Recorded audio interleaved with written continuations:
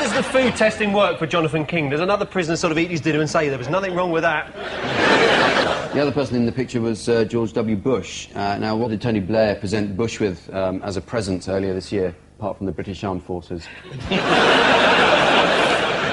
Dunkin' Donut. It was actually a toilet bag.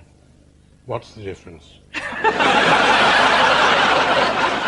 I don't know, because I've never tasted a Dunkin' Donut.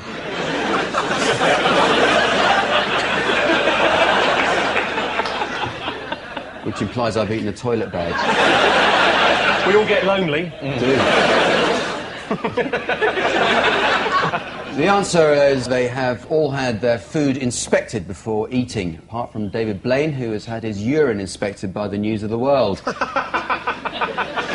In Bournemouth, Tony Blair's meals were checked because it was especially important during conference week that not even the food disagreed with him. When David Blaine comes out after 44 days in a box in central London, psychologists warn he will be disorientated and confused, although the biggest shock will come when he gets to the pay barrier at the NCP car park. Paul and Claire, your four are Ian Duncan-Smith, Kendall Ehrlich, Derren Brown and John Otsemabor. The last guy, John Otsemabor, plays for Liverpool. Wasn't he recently shot in the arse in a nightclub? Yeah, he was involved in a nightclub fracas, and he got shot in the bottom. Derren Brown is the Russian roulette guy. Yeah, exactly. IDS said he'd shoot Tony Blair. Yes, yes he did, didn't he? Somebody said to Ian Duncan-Smith, do you shoot? The only shooting I'm going to be doing in the next 18 months is shooting Tony Blair. It's nice to have a warning, isn't it, from the sniper? And the last one, we don't know about her. Ian Duncan-Smith threatened to shoot Tony Blair. Derren Brown threatened to shoot himself. Probably the only one who's been shot up the arse is Liverpool player. He's odd one out. You are quite right. Kendall Ehrlich, the First Lady of Maryland, who threatened to shoot Britney Spears. Oh, Britney Spears. Because of the clothes she wore, and she was setting a bad example as a role model. So shooting somebody is not setting a bad example. That's right, yes. What Brittany news did The Sun bring us this week? She's moving to England. And they decided to illustrate this fact by showing a map of Britain with suggestions of places she might like to live based on her song titles, such as Oops, I Done Deed It Again. Oh, dear. And Hit Me Blaby One More Time. Is there a place called Blaby? It's in Leicester, and Nigel Lawson was the Member of Parliament. Oh, really? Yep. Well, you've justified your appearance money, haven't you?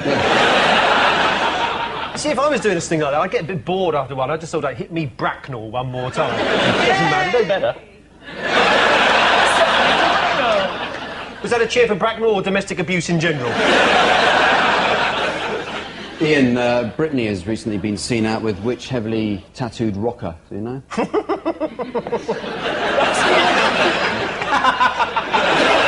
Is it Cliff Richard? It was Fred Durst of Limp Bizkit. How did Derren Brown claim to know which chamber the bullet was in? Psychology. Sophisticated psychological techniques. Yeah, involving not having a bullet in any of the chambers. Yeah. Exactly. In fact, they were all blanks. But he has said afterwards you could still be killed with a blank, so why not put a real bullet in anyway? Yeah. The answer is they've all threatened to shoot someone, except for Liverpool footballer John Otsemabor, who was out at a local bar when he was shot in the backside. Well, that's what I call an explosive incident in the players' tunnel.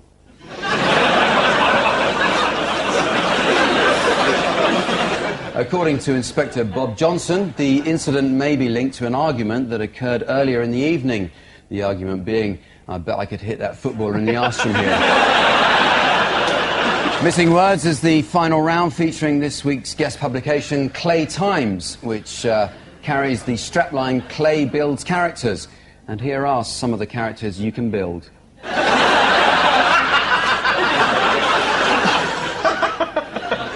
So let's go with, what is out of this world? Chinese astronaut. You're very near, if you can get closer to what the actual line said. Yellow peril. Oh, yeah. It was Chinese takeaway. Chinese takeaway is out of the way. This is Lieutenant Colonel Yang Li Wei, who completed the first ever Chinese space flight. Came as a Massive surprise to the Russians on the Mir space station as they'd ordered pizza. Next, Gursley Borate is to be what? New Clay King of East Sussex.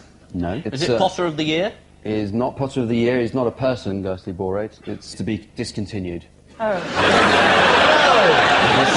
I've just bought shares. No, it's shocking. It's shocking news, and I know it's come as a blow to all of us, but it is the case. It's actually an additive for pottery glaze, in case you were wondering. Manufacturers have promised we have enough supplies of Gursley Borate to last for a year, unless there's a run on it. So please, hold the panic buying. For God's sake, just buy what you need. Next, Sooty and Sweep up for what? A threesome with Christine Hamilton. Sell. Nobel Peace Prize. You're actually right. You're up for auction. The original... It's going to be a silent auction, is it? You're not allowed to turn up naked. The original Sooty and Sweep puppets are up for sale at Bonham's Auction House. The spokesman said Sooty and Sweep are in excellent condition, but the material is wearing a bit thin. Yes, that water pistol routine is looking very tired these days. Next one, squatters are what and what? Short and have knee trouble. Yes. So they're back and here to stay. Oh, no. I believe mobile. Oh. You're not allowed to guess once it's been revealed. Well, it was just before. They are back and upwardly mobile. 16 squatters have transformed an old warehouse into a clean, attractive home with whitewashed rooms, paintings and sculptures, a cultivated garden, recording studio and cinema. So, still no bathroom then, eh? And finally, Campbell. My work is about... Condensing soup. My work is about condensing soup. There is a company now that sells tins of water which you add soup to. My work is about finished. Yeah.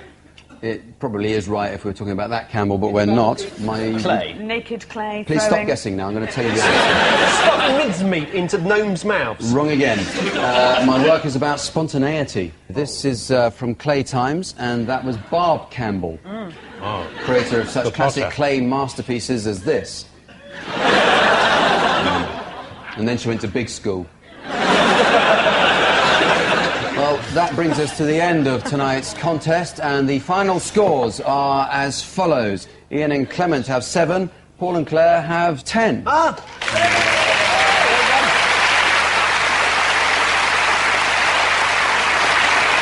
And I leave you with the news that at the Liberal Democrat conference, there's a last-minute change as the word fat is removed from the podium.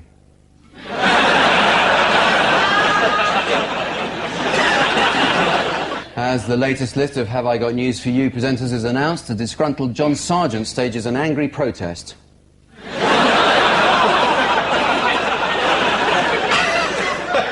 And in a meeting with the President of Korea, the Queen cracks an ill-advised joke about that tiny, sour-faced wife he brought with him last time. Good night.